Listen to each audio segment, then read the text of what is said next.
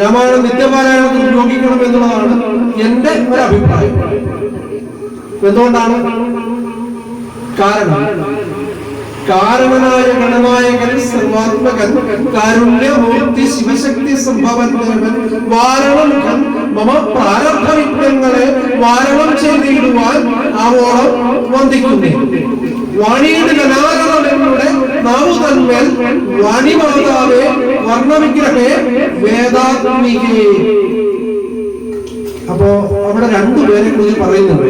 ആരെ കുറിച്ചറിയാം? കാരണനായ ഗണനായകനെ കുറിച്ചും വർണ്ണവിഗ്രഹയായ വാണിമാതാവിനെ കുറിച്ചും. ഈ കാരണനായ ഗണനായകൻ സർവാത്മകൻ എന്താ ചെയ്യുന്നത്?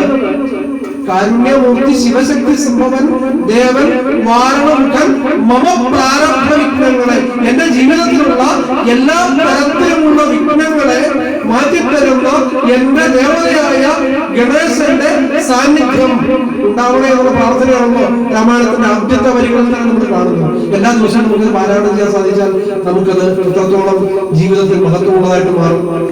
അപ്പൊ 4 വരി രാമായണം ഇത്രയും പ്രാരംഭ സ്തുതികൾ ചൊല്ലിക്കൊണ്ട് 4 വരി രാമായണം എല്ലാ ദിവസവും വായിക്കാൻ സാധിച്ചാൽ, വർഷം മുഴുവൻ വായിക്കാൻ സാധിച്ചാൽ, അല്ലെങ്കിൽ ജീവിതത്തിൽ എല്ലാ ദിവസവും വായിക്കാൻ സാധിച്ചാൽ ഉണ്ടാകുന്ന വ്യത്യാസം എത്രയുണ്ട് എന്ന് നമുക്കതുകൊണ്ട് മനസ്സിലാക്കാൻ സാധിക്കും.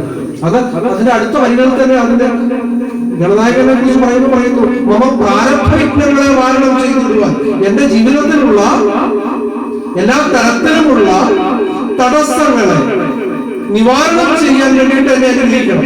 എഴുത്തച്ഛന്റെ പ്രാർത്ഥനയാണ്, പക്ഷെ അത് നമ്മുടെ ഓരോരുത്തരുടെയും പ്രാർത്ഥനയാണ്. ഇനിയും വാണിമാതാവ് സരസ്വതി ദേവി ഏത് രൂപത്തിലുള്ളതാണ്? സരസ്വതി ഏത് വിഗ്രഹം എന്ന് വിളിക്കുന്നത് അവിടെ? വർണ്ണ വിഗ്രഹം. വർണ്ണം എന്താണ്? വർണ്ണം നിറം എന്നുള്ളത് കൂടാതെ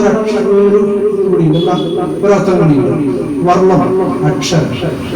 വാണിമാതാവ് സരസ്വതി ദേവി അക്ഷരസ്വരൂപിയാണ്. അപ്പൊ അങ്ങനെ വർണ്ണവിഗ്രഹേ വേദാത്മികേ, വേദങ്ങളുടെ സ്വരൂപമാണ് സരസ്വതി, അറിവിന്റെ സ്വരൂപമാണ്.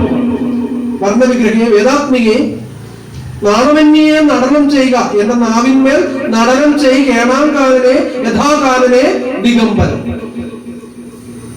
അപ്പൊ എന്റെ നാവിന്മേൽ അക്ഷരങ്ങളായി അറിവായി അമ്മ വിരാജിക്കണം, ഉണ്ടാവണം. എന്ന് പറഞ്ഞാൽ ഞാൻ സംസാരിക്കുമ്പോൾ, ഞാൻ പറയുമ്പോൾ, ഞാൻ പ്രസംഗിക്കുമ്പോൾ മാത്രമല്ല, ഞാൻ പാരായണം ചെയ്യുമ്പോൾ മാത്രമല്ല, ഓരോ ദിവസവും ഞാൻ മറ്റുള്ളവരോട് സംസാരിക്കുമ്പോൾ എന്റെ ഭാഷയിൽ, എന്റെ സംസാരത്തിൽ, എന്റെ വ്യവഹാരങ്ങളിൽ അമ്മ അറിവായി അക്ഷരമായി എന്റെ കൂടെ ഉണ്ടാവണം. എഴുത്തച്ഛന്റെ പ്രാർത്ഥന നമ്മുടെയും പ്രാർത്ഥനയാണ്.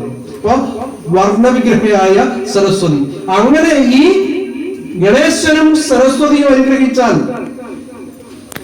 എന്താ അതിന്റെ റിസൾട്ട്? ഗണേശന്റെ അനുഗ്രഹം ഉണ്ടായാൽ പ്രാരബ്ധ വിഘ്നങ്ങളെല്ലാം നീക്കും എന്ന് പറയുന്നത് പോലെ തന്നെ ഭാരതീ പദാവലി തോന്നണം. അത് സരസ്വതിയുടെ അനുഗ്രഹം കൊണ്ട് ഭാരതീ പദാവലി എന്താണ്? ഭാരതീ പദാവലി ഞാൻ നേരത്തെ സൂചിപ്പിച്ചതുപോലെ വാക്കുകളും അക്ഷരങ്ങളും അറിവുമാണ്. നന്നായി രാമായണം പാരായണം ചെയ്യാൻ സാധിച്ചാൽ, രാമായണത്തെ നന്നായി പഠിക്കാൻ ശ്രമിച്ചാൽ, പഠിച്ച് പൂർണ്ണമാക്കുക എന്നുള്ളത് പ്രായോഗികമല്ല. അത് ആരെ കൊണ്ട് സാധിക്കില്ല. എത്ര വലിയ പണ്ഡിതരെ കൊണ്ടും മുഴുവൻ പഠിച്ചു തീർക്കുക എന്നുള്ളത് സാധ്യമല്ല. അപ്പോ കഴിയുന്നത്ര പഠിക്കാൻ ശ്രമിച്ചാൽ ഭാരതീയ പദാവലി തോന്നണം. കാലേ ഞാൻ ഒരു സ്ഥലത്ത് ചെന്ന് രാമായണം തന്നെ വായിക്കുമ്പോൾ രാമനും ഹനുമാനും കാണുന്ന ഒരു ഭാഗമുണ്ട്.